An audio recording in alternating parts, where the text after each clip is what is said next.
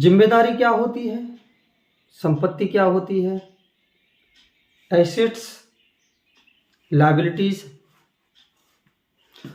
दोस्तों नमस्कार, financial ecosystem channel पर आप सभी दर्शकों का हार्दिक स्वागत है। दोस्तों, अर्थव्यवस्था, अर्थशास्त्र के दो बेहद प्रचलित शब्द जिनका इस्तेमाल हम अपने जीवन में हर पल हर क्षण करते हैं, उन विषयों पर आज हम चर्चा करेंगे। वे दो शब्द हैं दोस्तों, संपत्ति और जिम्मेदारी। संपत्ति क्या होती है, संपत्ति, दूसरा है जिम्मेदारी। तो दोस्तों, जब हम संपत्ति पर चर्चा करते हैं तो संपत्ति किसे हैं, अंग्रेजी में जिम्मेदारी, लायबिलिटी बोलते हैं।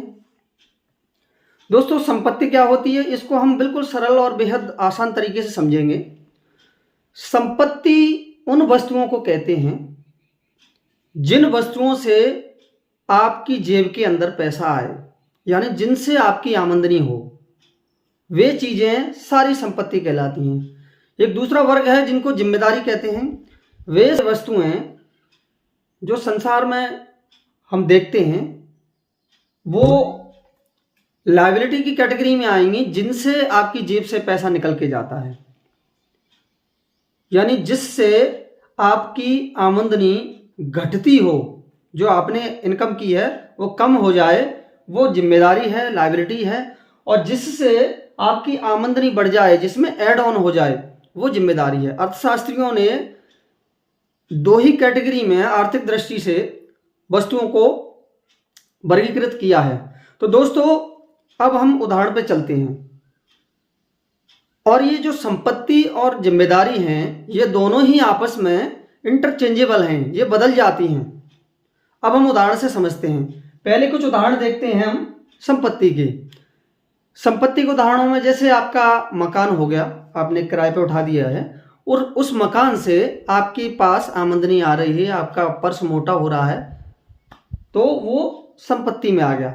दूसरा, आपकी गाड़ी है और आपने उसको किराए पे दे रखा है, वो भी आपका संपत्ति के अंतर्गत ही आएगा, उससे भी आपकी आय हो रही है।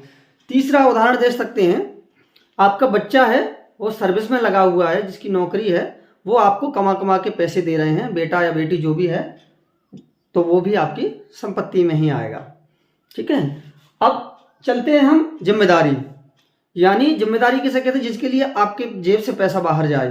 तो जिम्मेदारी की पहला जो उदाहरण देखते हैं हम, उसमें मान लीजिए आपका मकान है और उस मकान पे आप रेंट करवा रहे हो, डेंटिंग वेंटिंग करवा रहे हो, हर साल वो उसकी कीमत घट रही है और उसके मेंटेनेंस में, उसकी रिपेयरिंग में आपकी जेब से खर्चा जा रहा है। दूसरा एग्जांपल देख सकते हैं, आपके पास टू व्हीलर बाइक है, यानी मोटरसाइकिल है, और उस मोटरसाइकिल में जब आप चलते हो तो उसमें पेट्रोल डलवाते हो। उस पेट्रोल जो डलवाते हो उसके लिए आपकी जेब से पैसा जाता है, यानी आप घर से बाहर एक भी कदम रखते हैं तो वो आपके खर्चे में वहीं से स्टार्ट हो जाते हैं। दोस्तों, अब जब मोटरसाइकिल पे हम सर्विस कराएंगे कुछ समय के बाद, 2-4 किलोमीटर, 10-20 किलोमीटर जब हम चला लेते हैं, 200 किलोमीटर चल जाती है, तो फिर उसकी सर्विसिंग की ज़रूरत पड़ती है। तो उस सर्विसिंग में भी 400-500 हज़ार रुपये के आसपास आज के समय में खर्चा हो जाता है। तो वो आपकी जिम्मेदारी में आता है। छोटे छोटे आपके बच्चे हैं और वो बच्चे जो स्कूल जा रहे हैं, उन पर खर्चा हो रहा है, उनकी ड्रेसिंग के लिए खर्चा हो रहा है, परिवार के खान पान के लिए खर्चा हो रहा है, ये जो है जिम्मेदारी के अंतर्गत आता है। दोस्तों, अब हमने चर्चा की थी कि क्या जिम्मेदारी और संपत्ति यानी एसेट और लायबिलिटीज दोनों एक दूसरे में अदला बदली कर सकते हैं कि नहीं कर सकते हैं। तो जी हाँ, बिल्कुल सही उत्तर है आपका, हम बिल्कुल बदल सकते हैं। ये दोनों एक दूसरे में बदल जाती हैं। जो चीज़ आपके लिए कल तक जिम्मेदारी थी, आज वो आपकी संपत्ति बन गई। जो चीज़ आज संपत्ति थी, कल आपके लिए वो जिम्मेदारी बन गई। तो ये दोनों आपस में बदल जाती हैं। इसके लिए सबसे अच्छा उदाहरण आप देख सकते हो, आपके एक बेटा और एक बेटी है। जब वो पैदा हुए तो पैदा होने से लेके जब तक उनकी स्कूलिंग चली, उनको पढ़ाया लिखाया, वो सारे खर्चे आपने उनके ड्रेस के लिए, पढ़ाने के लिए, लिखाने के लिए आपने जो है अपनी जेब से खर्चा किया। बीमार हुए तो स्वास्थ्य के लिए भी उनके लिए आपने स्टेशनरी की बुक्स भी दिलवाई उनको आपने। तो ये सारे खर्चे आपकी लायबिलिटी के अंतर्गत आए। वही दोनों बच्चे, बेटा और बेटी दोनों आपके, आगे जाके एक डॉक्टर हो गया और मान लीजिए एक टीचर बन गया। मान लीजिए बेटी आपकी टीचर हो गई और बेटा आपका डॉक्टर हो गया। तो जब ये दोनों जो जिम्मेदारी थी, अब 20-22 साल के बाद जैसे ही सर्विस में गए, नौकरी में गए या अपना व्यवसाय करने लगे, तो वो अब आपकी संपत्ति बन गए। अब वो आपके इस जिम्मेदारी कॉलम से उठ के संपत्ति वाले कॉलम में आ गए। तो अब वो बच्चे आपके लिए पैसा कमा के दे रहे हैं, आपका पर्स मोटा हो रहा है, आपके घर में आमदनी आ रही है। तो हमने देखा कि वही जो संपत्ति थी वो जिम्मेदारी में बदल गई और जिम्मेदारी संपत्ति में बदल गई। अब देखते हैं कि हम बात करते हैं एक माता पिता को। माता पिता जिस समय पैसा कमा रहे थे उस समय वो संपत्ति थे और बच्चे उनकी जिम्मेदारी थे। बच्चे बड़े हो गए, सर्विस में चले गए, माता पिता घर पे रिटायरमेंटी पे आ गए। अब उनके खर्चे पानी के लिए पैसों की आवश्यकता है। अब जो बच्चे थे, जो बच्चे किसी समय जिम्मेदारी थे, माता पिता संपत्ति थे, अब उल्टा हो गया। अब बच्चे संपत्ति बन गए और माता पिता जिम्मेदारी के रूप में पहुंच गए, क्योंकि अब वो वृद्ध हो गए हैं, तो अब पैसा वैसा कमा नहीं पा रहे हैं और उनके खर्चे पाने के लिए आपकी आवश्यकता है। तो वर्गीकरण के आधार पर हम दोनों को आपस में बदल सकते हैं। इस प्रोसेस को हम और सरल तरीके से इनके उदाहरणों से समझते हैं। जैसे संसार में 2 प्रकार के लोगों को आर्थिक दृष्टि से बताया गया है।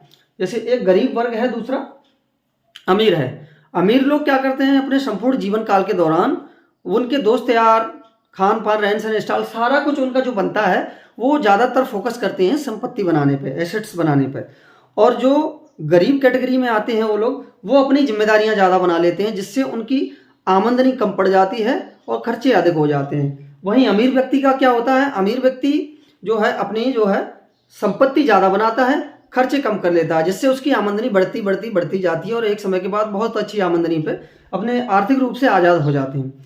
तो दोस्तों, हमने इस वीडियो में चर्चा की है कि किस तरीके से हम जो है गरीबी से अमीरी की ओर चलते हैं, और इस वीडियो के माध्यम से हम अभी सीरीज चला रहे हैं कि कैसे ज़्यादा से ज़्यादा लोगों का हम फाइनेंशियल इंटेलिजेंस बढ़ाएं, उनको व्यापारिक दृष्टि से, उनको आर्थिक दृष्टि से किस तरीके से मजबूत किया जाए। तो दोस्तों, हमारा वीडियो अगर आपको पसंद आया है तो हमारी वीडियो को लाइक करें, शेयर करें, अपने दोस्तों के साथ चर्चा करें। तब तक के लिए धन्यवाद, नमस्कार।